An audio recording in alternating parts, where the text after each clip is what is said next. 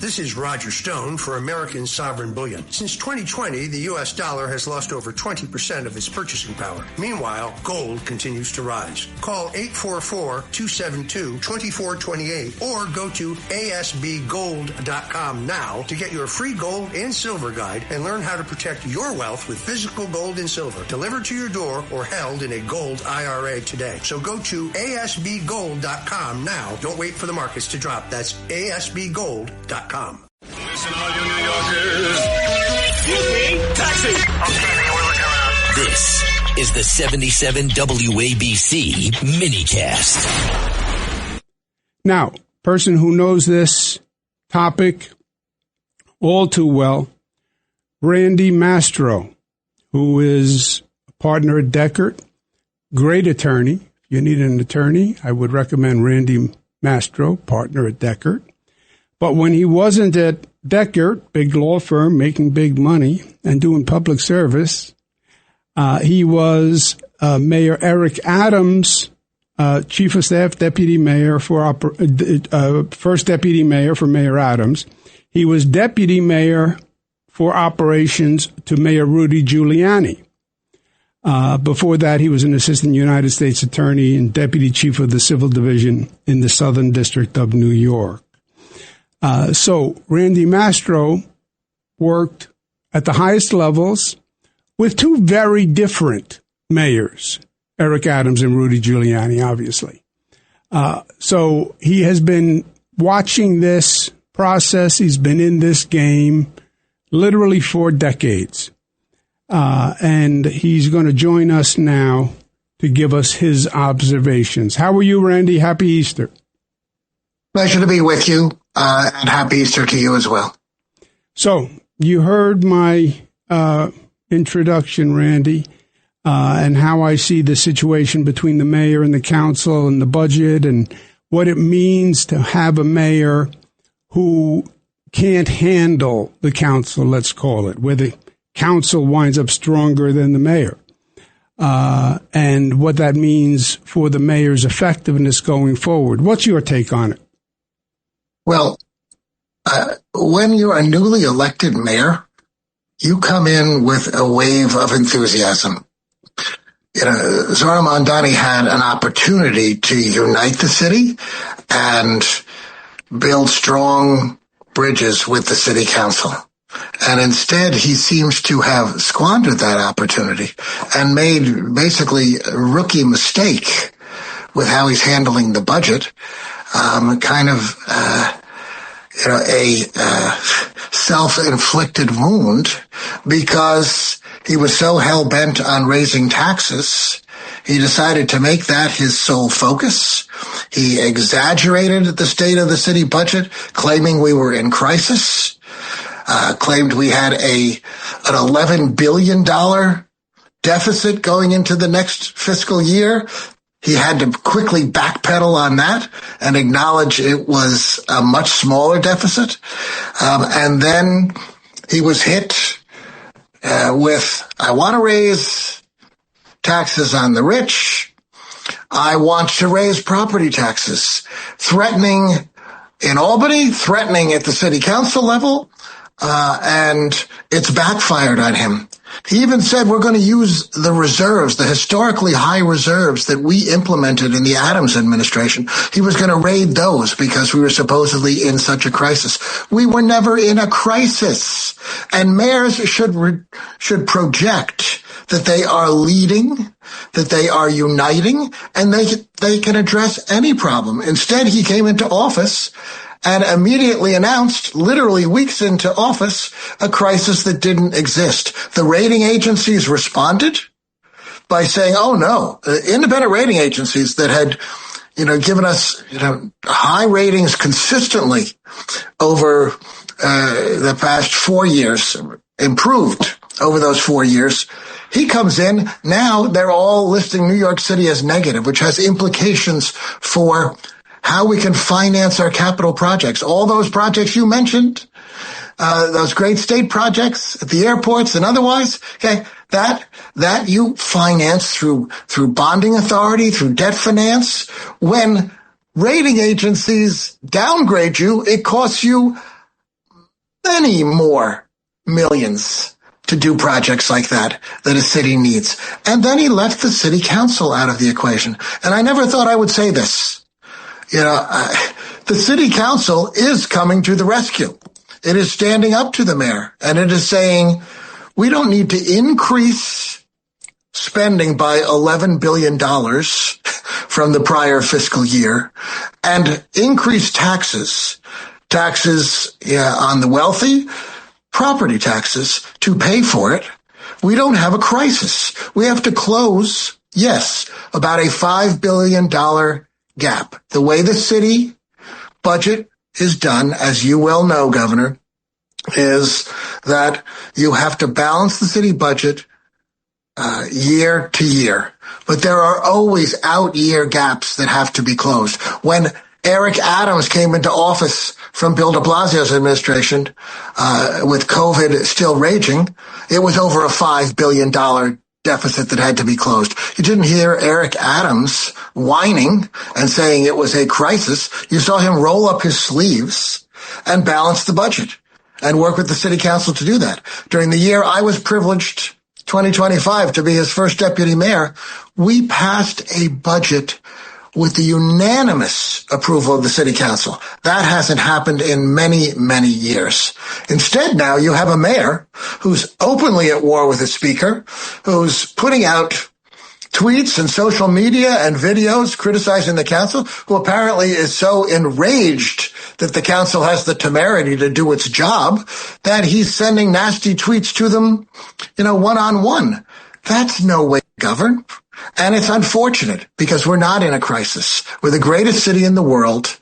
And while we are facing what it's like to have a socialist mayor and what it's like to have those DSA influences over city government right now, fortunately, we remain a strong city.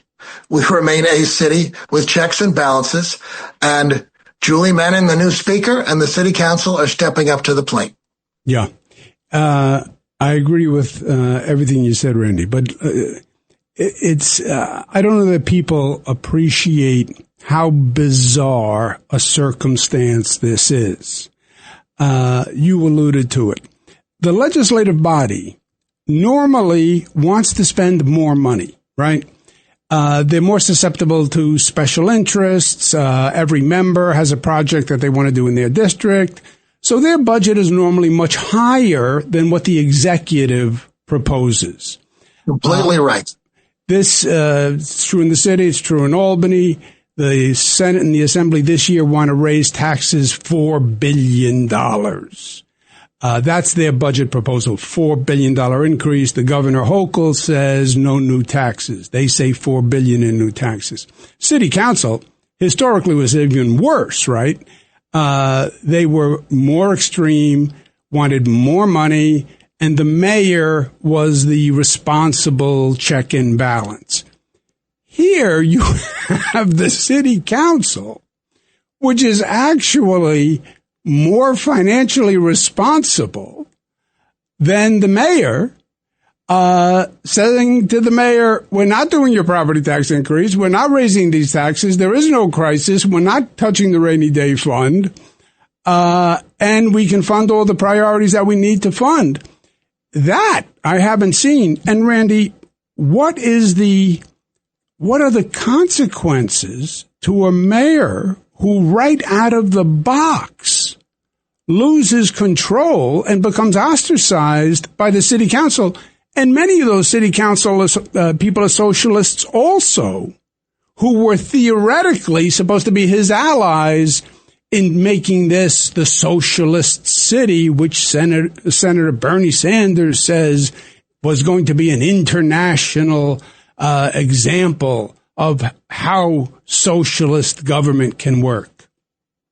Well, in fairness to the city council, most of its members aren't DSA. They aren't socialists, but a substantial block, and maybe the single largest ideological block, is of that ilk.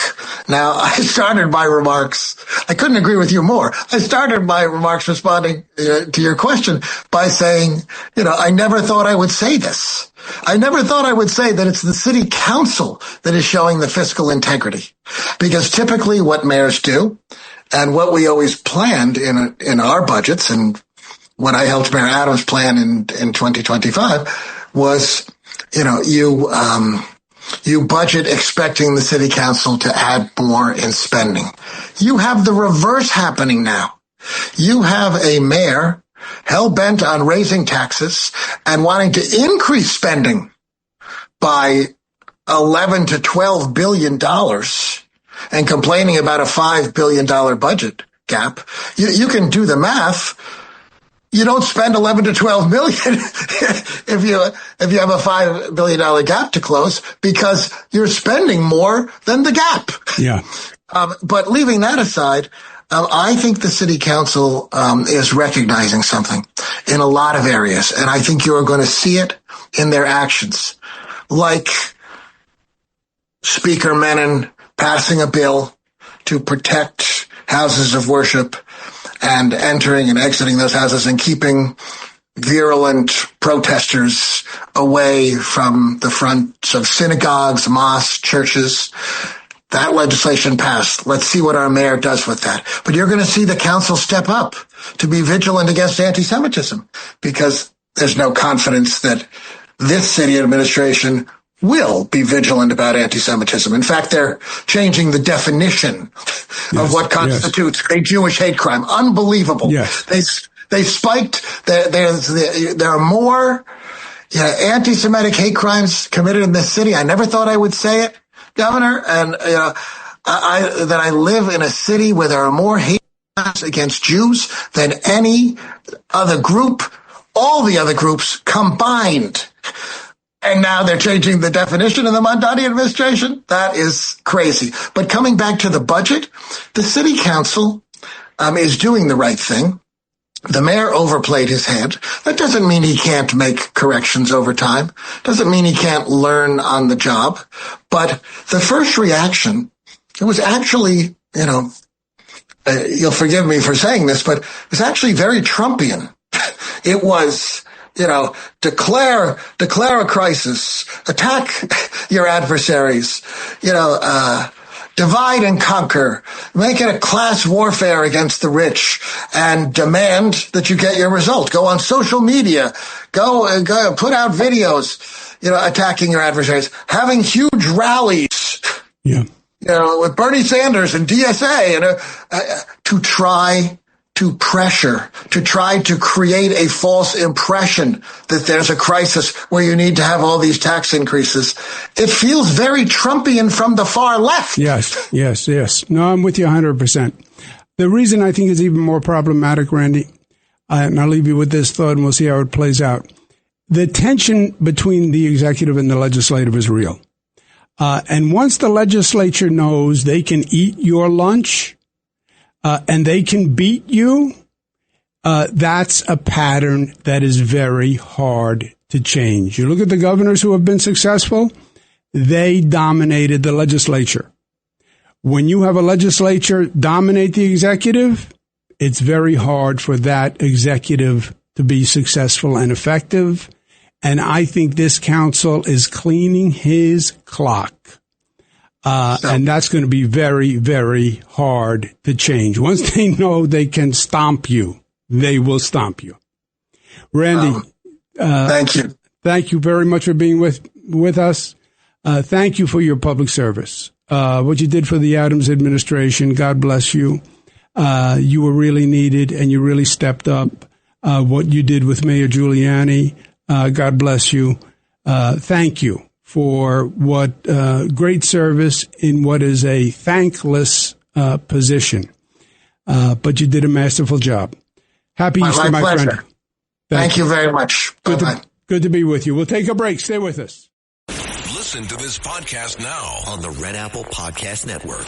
The Leadership Thread with Dr. Peggy Polonis. I'm Dr. Peggy Polonis. Join me on each episode where I unravel the story that shaped leaders, tracing the thread that led them where they are today. Because leadership isn't born in adulthood. And thank you once again for joining us on the Leadership Thread, education, ethics, and sustainability.